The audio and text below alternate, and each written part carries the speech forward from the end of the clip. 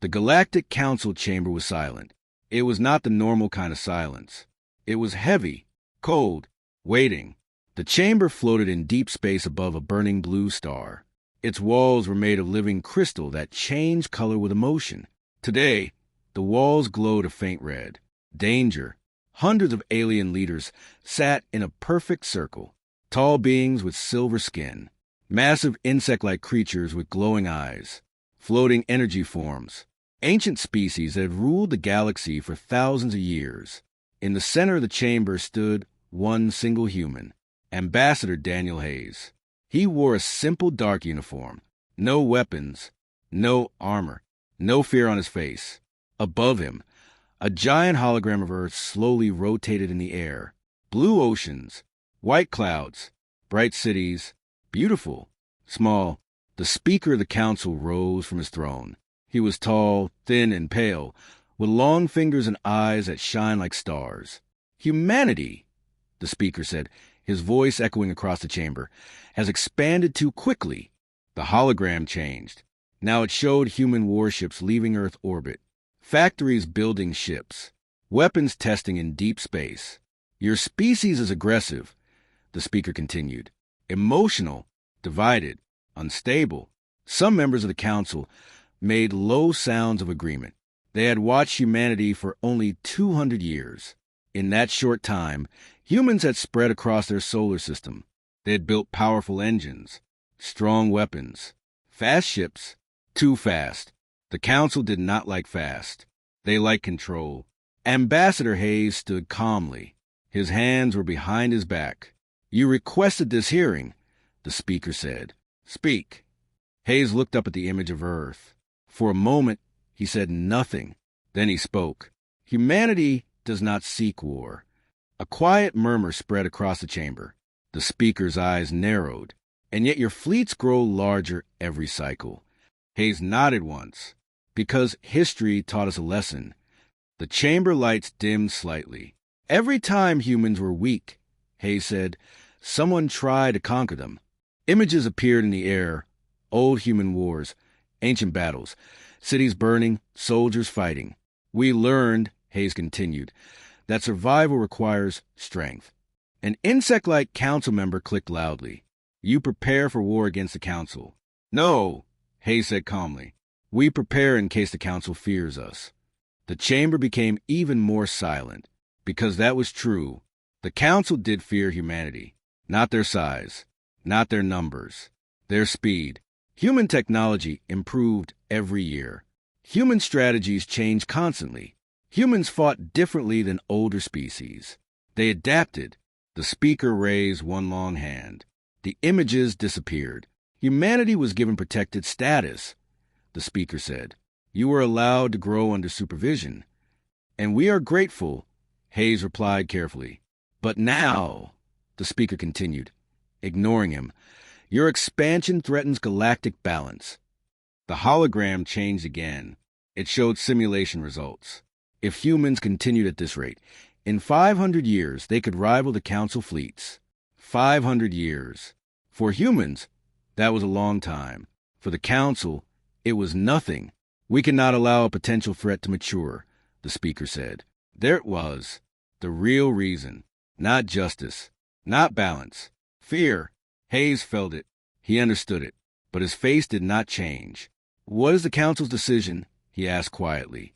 The Speaker looked around the circle. Sanctions. Trade restrictions. Military containment around your outer colonies. Gasps spread among smaller species, watching from the outer seats. Containment meant blockade. Blockade meant pressure. Pressure meant conflict. Hayes took one slow breath. With respect, he said, that will not create peace. The Speaker's eyes glowed brighter. It will create control. And if humanity refuses? Hayes asked. A long pause. Then the Speaker answered. Then the Council will enforce compliance. The meaning was clear. War. The chamber lights turned a deeper red. Far above the chamber, hidden defense fleets activated silently. Hayes looked around the circle of ancient beings. He saw pride. He saw arrogance. He saw certainty. They believed this would be easy. They believed humanity would argue among themselves. They believed Earth would surrender under pressure. They did not understand humanity at all. Hayes finally spoke the sentence that would echo across a galaxy. "You are making a mistake." A low wave of amusement moved through the chamber. One council member laughed openly. The speaker leaned forward slightly. "Explain." Hayes met his glowing eyes. "You think humanity is divided." Hayes said, "You think we fight each other more than we unite." He paused. "But when an outside force threatens us," his voice became firmer, "we become one." The chamber recorded every word. The speaker remained calm, empty confidence. "No," Hayes said softly. "History." He stepped back slightly. "If you surround us," he continued, "we will adapt. If you attack us, we will respond. And if you try to break us—" He did not finish the sentence. He did not need to. The speaker raised his hand again. "The vote is complete," he announced. A beam of light circled the chamber, counting the decision of each species. One by one, lights turned blue. Approval. Sanctions passed. Containment approved.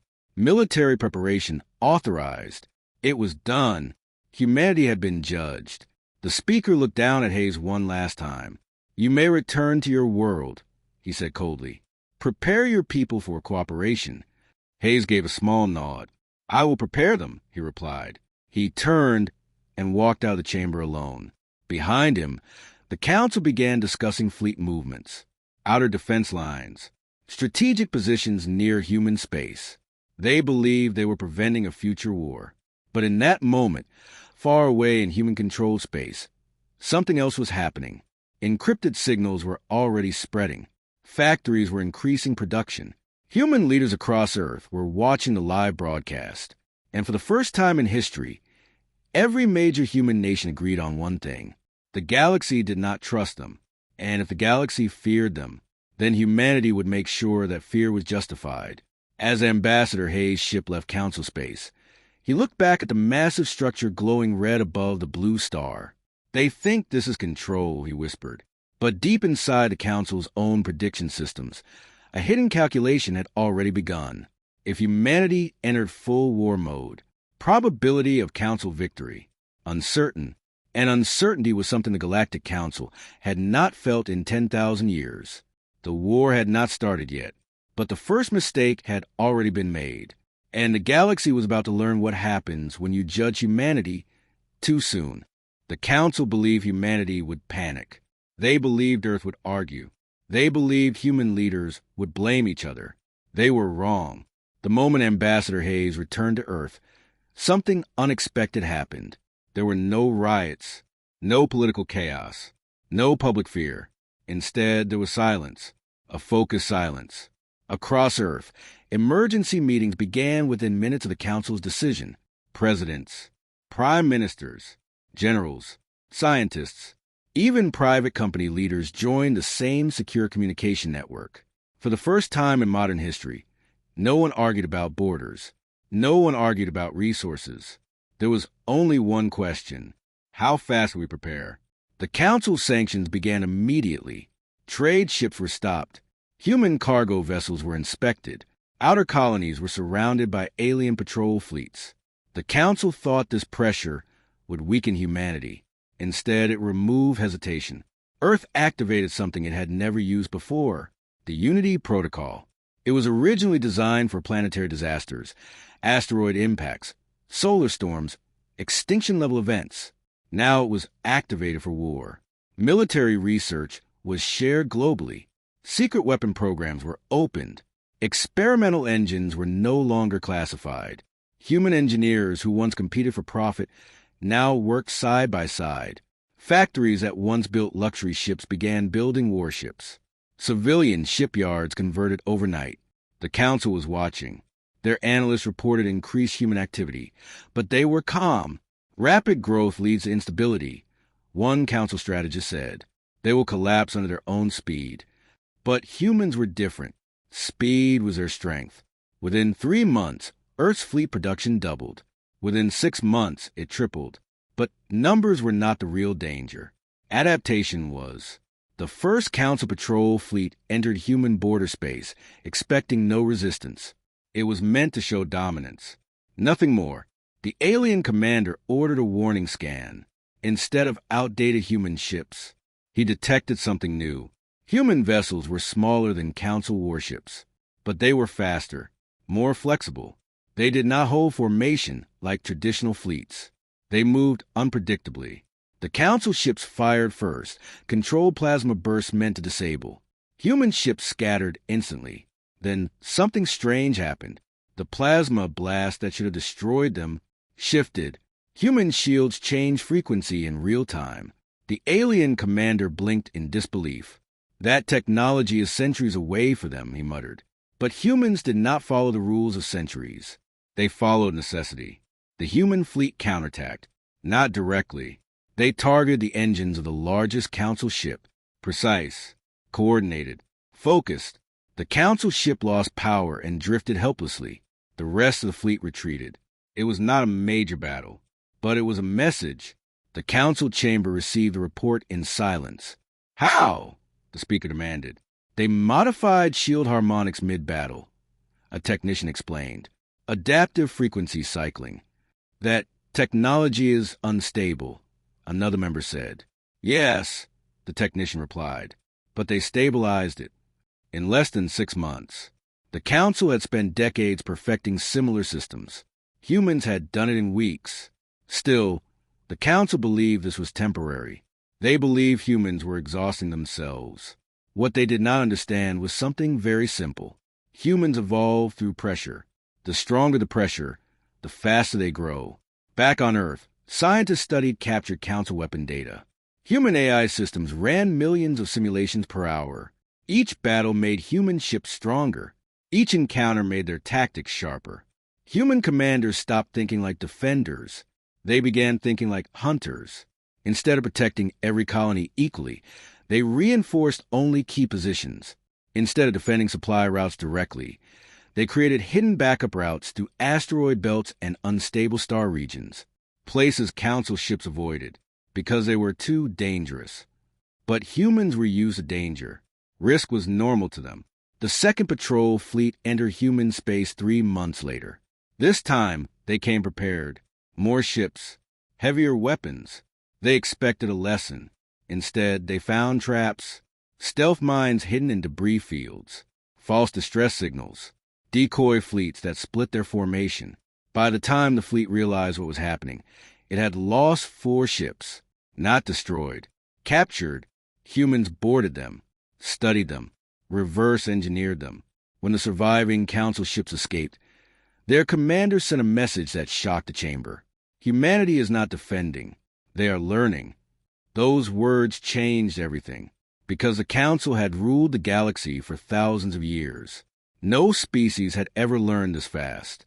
No species had ever adapted this quickly under pressure. But humans had centuries of experience surviving impossible odds.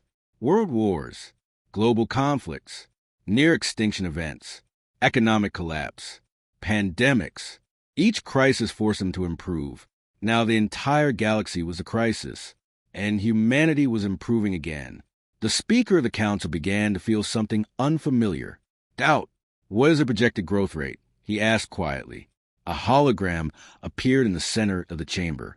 If current adaptation continued, human fleet power would equal Council border fleets within 2 years. Within 5 years, it would rival core fleets. Impossible. Unacceptable. They cannot sustain this, one Council elder insisted. They are too divided. But new intelligence reports said otherwise. Human approval ratings for planetary unity were at historic highs. Military enlistment had increased worldwide. Civilian morale was rising, not falling. The more the Council pushed, the more humanity united. The first fatal mistake had become clear. They assumed humanity would fracture. Instead, they fused. They assumed speed would destroy them. Instead, speed empowered them. They thought containment would weaken Earth. Instead, it awakened it. And far away, inside a quiet human research station orbiting Jupiter, a team of young engineers activated something even more dangerous. A prototype drive system based partly on captured Council technology. It glowed bright blue as it powered up for the first time. One engineer whispered, "If this works, everything changes." And deep inside the Council's prediction systems, the probability charts shifted again. For the first time in 10,000 years, the future was uncertain, and uncertainty was spreading. The war had not fully begun, but humanity was no longer the student. They were becoming the rival, and the Galactic Council still had not realized. They had only seen the beginning of their first mistake. The Galactic Council was no longer calm. Reports kept arriving. Human fleets were stronger. Human tactics were unpredictable. Human morale was rising. That was the most dangerous part. Rising morale during pressure meant confidence, and confidence during war meant resistance. Inside the council chamber, arguments had begun. Some members suggested negotiation. Humans adapt too quickly, one elder said. If we continue this path, they may surpass us. But the high military command disagreed. They are still young, the Grand Admiral said. Young species rely on emotion. Break their emotional center, and they will collapse. And what is their emotional center? The speaker asked. The Admiral answered without hesitation. Earth. Silence filled the chamber. Earth was not just a planet. It was humanity's home. Their history, their origin, their symbol. The Admiral continued. We do not destroy it. We strike near it. A display of overwhelming force. We remind them who rules the galaxy. Some council members hesitated, but fear is powerful, and fear pushed them toward a decision that would change everything. The vote passed. A strike fleet was assembled, not the largest fleet, but large enough to send a message. Hundreds of warships exited warp space at the edge of Earth's solar system. Human detection systems saw them instantly. On Earth, alarms rang across continents. Cities looked up at the sky. Massive alien ships formed a line beyond the moon. Human defense fleets moved to intercept, but the Council ships did not advance. They positioned themselves and waited. Then the message came. This is a demonstration, the Grand Admiral transmitted. Stand down your expansion. Accept containment, or we will escalate. Human leaders watched the transmission in silence. Ambassador Hayes stood in the command room on Earth, eyes fixed on the screen. They want fear, a general said quietly. Hayes nodded. They misunderstand us again. Without waiting for a reply, the Council fleet fired, not at cities, not at military bases. They targeted empty sections of the Pacific Ocean. Orbital plasma strikes hit the water with terrifying power. Massive waves rose. Satellites recorded every second. The message was clear. We can destroy you. Across Earth, people watched the oceans burn with light. For a few seconds, there was shock. For a few minutes, there was silence. The Council fleet waited for surrender signals. Instead, something else happened. Human social networks did not collapse into panic. They exploded with unity. Old political arguments disappeared. Rival nations issued joint statements within hours. For the first time in modern history, every major government signed the same declaration. Earth stands united. Recruitment centers overflowed. Scientists volunteered for military research.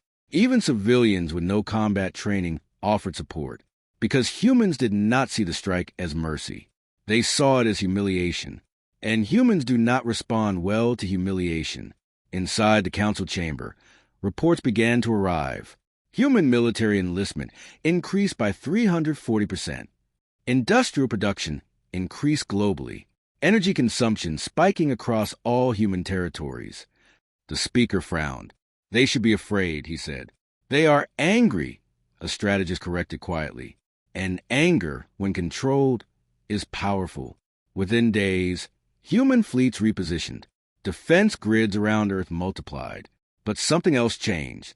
Human warships stopped staying close to home. Instead of hiding near Earth, they began moving outward, toward council space. Small strike groups entered border systems. Communication relays began failing. Supply ships vanished. The council's display of power had not weakened humanity. It had removed their last hesitation. Before the strike, some human leaders still hoped for peace. After the strike, that hope was gone. The war was no longer about survival alone. It was about dignity. A week after the ocean bombardment, Ambassador Hayes sent a message to the Council. It was broadcast openly. To the Galactic Council, he said calmly, "You believe striking near our home would break our spirit." He paused. "You forgot something important." The camera zoomed slightly closer. "Every time humans have been attacked in history, we became stronger." Behind him stood leaders from every major human nation. Together, we did not want war, Hayes continued, but now you have guaranteed it. The message ended. The Council watched in silence. For the first time, some members felt regret, but it was too late, because the second fatal mistake was complete. They had attacked Earth's spirit instead of understanding it. They believed fear would divide humanity. Instead, it erased division. They believed power would silence humans. Instead, it unified them. Worse still, human scientists had learned something valuable during the strike. By studying the energy signatures of the plasma bombardment, they discovered weaknesses in Council weapon recharge cycles. Within weeks, new countermeasures were developed. Human ships now carried shield disruptors specifically designed to destabilize Council plasma cannons. The next battle would not look the same. Meanwhile, deep inside human territory, the prototype drive system near Jupiter succeeded. The test ship vanished and reappeared twice as far as expected, faster than any known Council vessel. When the data reached Earth Command, a quiet realization spread. They were catching up, faster than predicted. Back in the Council chamber, the Grand Admiral studied the newest projections. Human resistance was no longer regional. It was strategic. Worse, smaller alien species were watching carefully. Some of them had long feared the Council's power. Now they saw a challenger, and challengers inspire hope. The speaker leaned back slowly in his throne. "We intend to contain them," he said quietly. Instead, they had ignited them. Far above Earth, the Council fleet finally withdrew, believing their message had been delivered.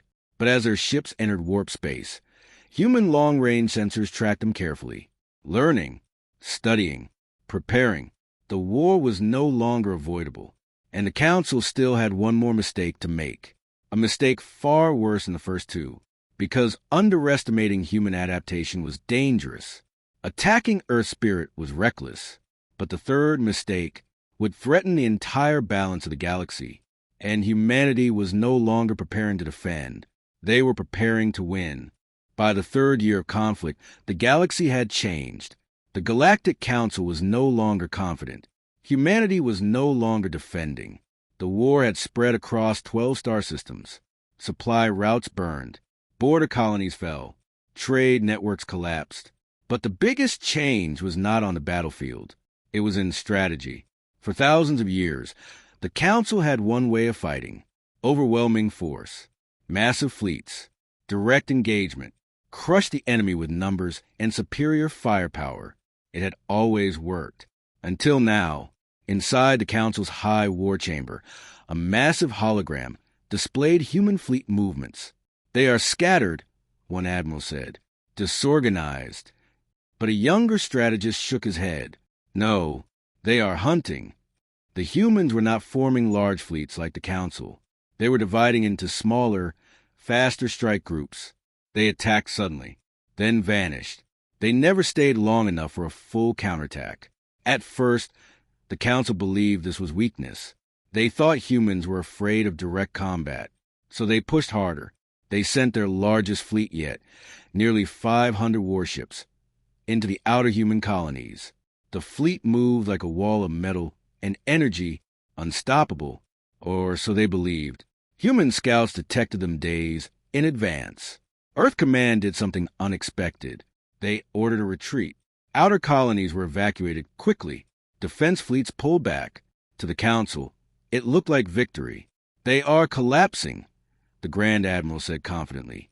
The fleet advanced deeper, but something was wrong. Long-range communication began to fail. Supply ships stopped responding. Fuel depots went silent. At first, it seemed like minor disruption. Then it became clear. The humans were not running. They were cutting. Small human strike teams had already infiltrated nearby systems.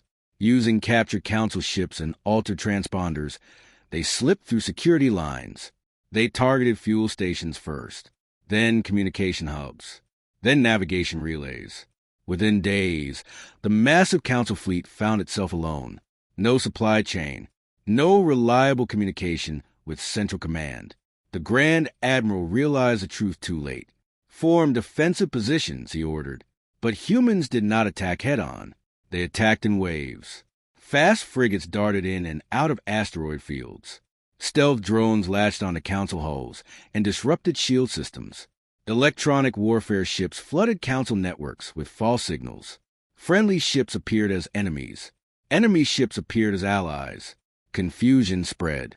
The council fleet tried to regroup, but every time they formed tight formations, human long-range artillery ships struck from extreme distance. Precise, calculated, controlled. The humans were not fighting for glory. They were fighting to win. In one brutal engagement near the binary star system Helios Reach, the Council lost 30 ships in a single day, not because humans had stronger weapons, but because humans chose when and where to fight. That was the third mistake. The Council believed war was about power. Humans believed war was about advantage. On Earth, military historians were studying every battle in human history, from ancient wars with swords to modern global conflicts. One lesson repeated again and again: never fight the enemy on their terms. Force them to fight on yours. And that is exactly what humanity did. The Council's large fleets became slow targets. Their supply chains became weaknesses. Their strict battle doctrines became predictable. Meanwhile, humans changed tactics constantly. If something worked once, they improved it. If something failed, they abandoned it immediately. No pride, no ego, only survival. Inside the council chamber, tension grew. Reports were no longer small. Entire fleets were requesting emergency extraction. Border systems were falling not to invasion, but to isolation. Because once human forces cut off a system, they did not attack immediately. They waited. They let fear grow. They let local commanders panic. Then they struck when defense was weakest. Psychological warfare, something the Council had not experienced in centuries. The Speaker studied the newest projection. If losses continued at this rate, the Council would lose control of its outer territories within 18 months. 18 months. For the first time in 10,000 years, the Council was not expanding. It was shrinking. Worse still, smaller species began secretly contacting humanity, not openly supporting them, but sharing information, trade routes, weaknesses, hidden supply depots. The Council had ruled through strength and fear. Now fear was turning against them.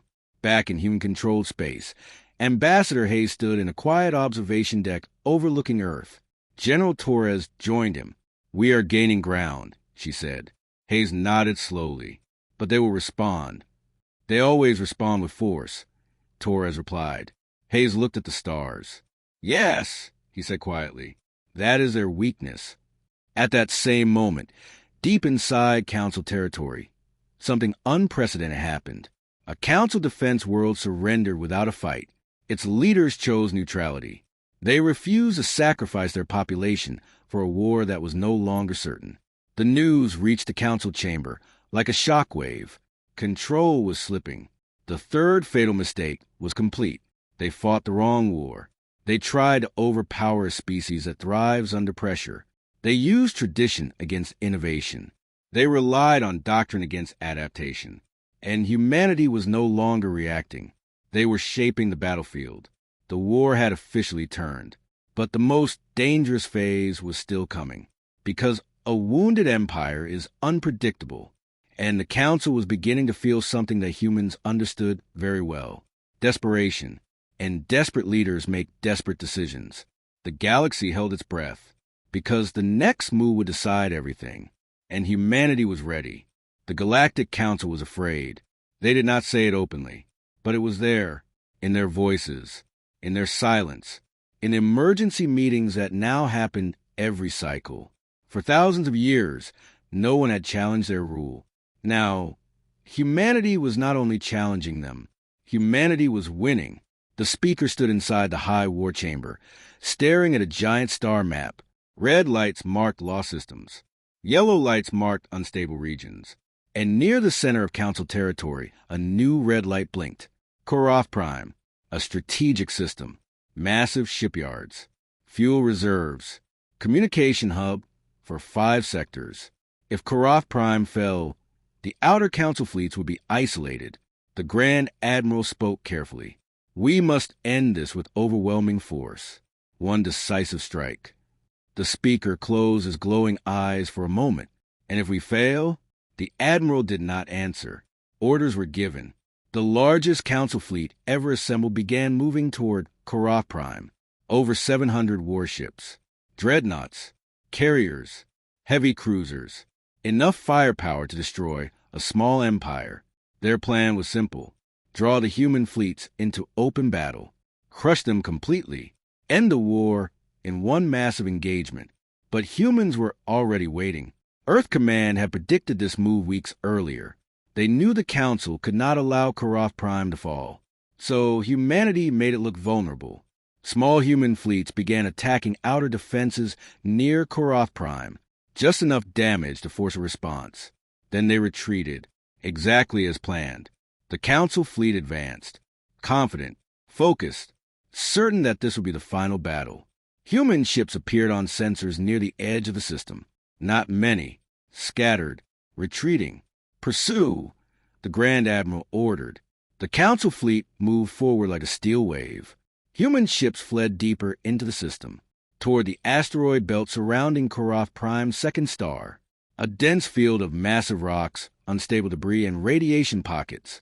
Council navigation officers hesitated. It is dangerous terrain, one warned. The Admiral's voice was cold. They are desperate. Finish this. The fleet entered the asteroid field. At first, nothing happened. Human ships continued retreating. Then suddenly, sensor warnings exploded across Council command screens. Hidden energy signatures activated inside the asteroids. Thousands of them. Stealth platforms. Mine clusters. Railgun batteries built directly into hollowed space rocks. The trap was sprung. Human forces stopped retreating. They turned. Long-range artillery ships opened fire from behind asteroid cover. Council ships tried to form defensive lines, but the terrain limited movement. Large dreadnoughts could not maneuver easily. Explosions lit up the darkness. Asteroids shattered into deadly fragments. Council ships collided while trying to avoid mines. Then something even worse happened. Human jamming signals flooded the system. Council communications fractured. Orders became delayed, confused, incomplete, and in war, seconds matter. Small human strike craft darted between debris, targeting engines and shield generators. They did not aim for glory kills. They aimed for disablement, for chaos. The Grand Admiral realized the truth. This was planned, he whispered. Of course it was. For months, humans had quietly moved equipment into that asteroid field. Mining ships disguised as civilian vessels. Construction teams working under stealth shields. Everything built slowly, carefully, waiting. The Council believed humans were reacting. In reality, humans were shaping the battlefield. Hours passed. The massive fleet that entered confidently was now scattered and burning. Some ships attempted emergency warp jumps. But human gravity disruptors activated, preventing escape. It was a cage, and the Council had flown directly into it. In the middle of the chaos, a human flagship appeared, the HSS Resolute. It did not rush forward recklessly. It positioned itself at maximum effective range. Then it fired a new weapon, a concentrated kinetic strike accelerated to impossible speed. It pierced the hull of a Council supercarrier. The massive ship split apart in silence before erupting in light. Across the battlefield, Council morale broke. Retreat orders were finally issued. But retreat through a minefield is not simple. By the time the surviving ships escaped the asteroid belt, nearly half the fleet was gone, destroyed, captured, or drifting powerless. The Battle of Koroth Prime ended not with surrender, but with silence. Human forces did not chase. They did not celebrate publicly. They secured the system. They stabilized the damaged infrastructure. They offered evacuation corridors for civilian workers. That last action shocked the galaxy, because the Council would have destroyed everything to deny resources. Humans did not. They claimed victory, but they preserved life. News spread faster than light. The Galactic Council had suffered its greatest defeat in recorded history. Smaller species began questioning Council authority openly. Some declared neutrality. Some secretly contacted Earth. Inside the Council chamber, no one spoke for a long time. The speaker looked older somehow. We underestimated them. One elder admitted quietly. Yes, the speaker replied, but not just their strength. He looked at the casualty projections. Human losses were significant, but controlled, measured. They had calculated the cost before acting. They fight to end the war, the speaker said slowly. We fight to maintain power.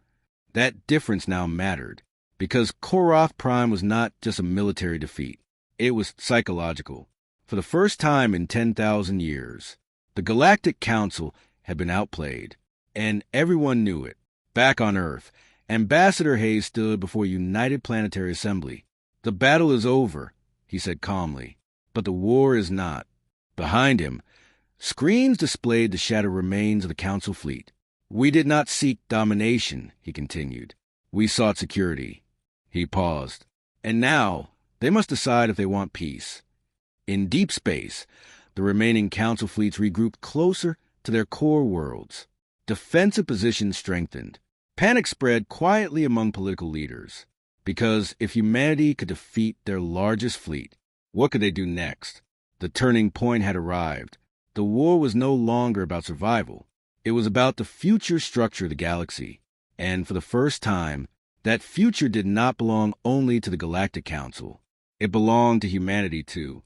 Only one final chapter remained, and it would decide whether this war ended in destruction or transformation. After the Battle of Koroth Prime, the galaxy went quiet. Not peaceful, just quiet.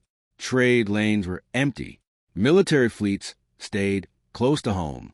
News networks replayed the same images again and again. Burning Council ships drifting through the asteroid belt. Human vessels holding position instead of chasing. The message was clear. The Galactic Council was no longer untouchable. Inside the Council chamber, the atmosphere felt different. The red glow in the crystal walls had faded to a deep blue, fear mixed with uncertainty. The speaker stood alone before the star map. Large sections of outer territory were now marked neutral. Several minor species had officially withdrawn support. Others were waiting to see what would happen next. The Grand Admiral entered quietly. Our remaining fleets are regrouped near the core systems, he reported. Defensive formations are stable. The speaker nodded slowly. And if humanity advances, the Admiral hesitated. We can defend the core, but at heavy cost. Heavy cost. The Council had not used those words in centuries. For thousands of years, war had been distant, controlled, predictable. Now it was personal. Now it was dangerous. Meanwhile, on Earth, the mood was serious but calm. There were no massive celebrations, no wild parades. Human leaders understood something important. They had won a major battle, but pushing further could turn victory into disaster. Inside Earth Command, Ambassador Hayes sat with military and political leaders from every major human nation. We have momentum, one general said.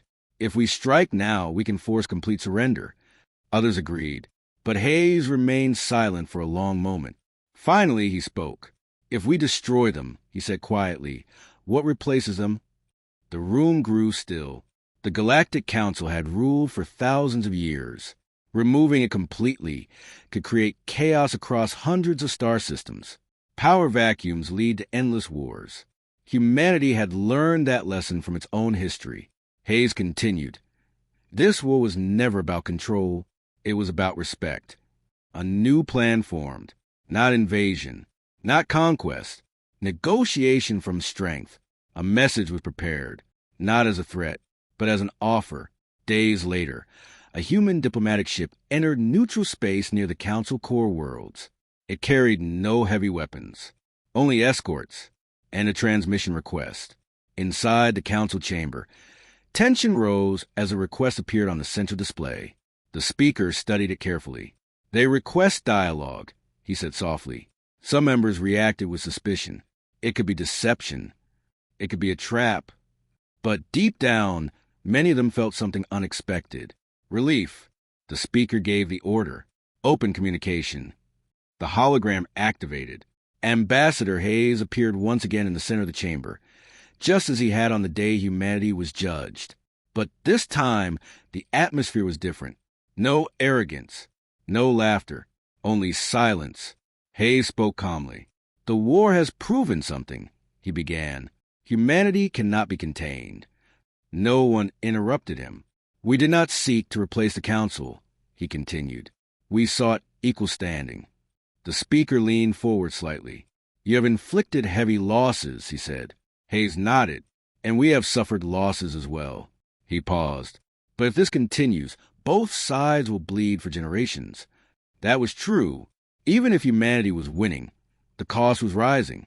The speaker asked the question that mattered most. What does humanity demand? Hayes answered without hesitation. A revised council structure. Murmurs spread. Equal representation. More murmurs.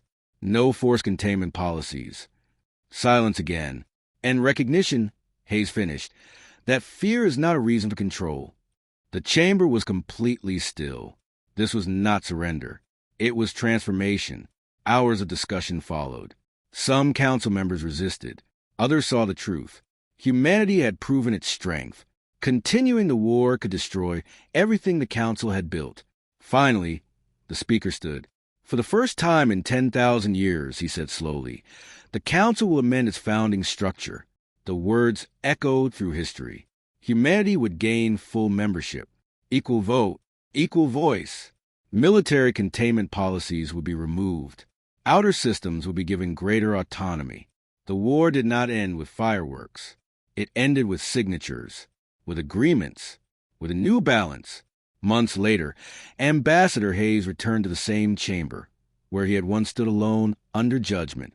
This time, a human seat had been added to the circle. Permanent. The speaker looked at him across the chamber.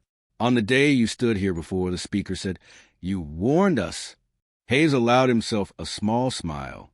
"You made 3 mistakes," he said gently. The speaker nodded. "We underestimated your adaptation." He paused. "We attacked your spirit." Another pause. "And we fought you as we fought others." He looked around the chamber. But humanity was never like the others. The chamber light slowly shifted from blue to white, neutral, balanced. Across the galaxy, trade routes reopened. Former enemies began cautious cooperation. Smaller species no longer feared immediate domination. The council still existed, but it was no longer absolute. And humanity? Humanity did not conquer the galaxy. They did something harder. They earned their place in it, through strength, through unity, through adaptation. In a quiet moment, standing by the great panoramic window overlooking the blue star, Hayes reflected on everything that had happened. War had nearly consumed them all, but it had also revealed something important. Humanity's greatest strength was not aggression. It was resilience. They could be feared, but they could also be trusted. And that balance changed the galaxy forever. Because from that day forward, every species remembered one simple truth. Never judge humanity by its past conflicts. Never mistake emotion for weakness. And never try to contain a species that survives by becoming stronger under pressure. The war ended, but the legend began. And across the stars, one phrase quietly spread among countless civilizations. If humans fight, they fight to win.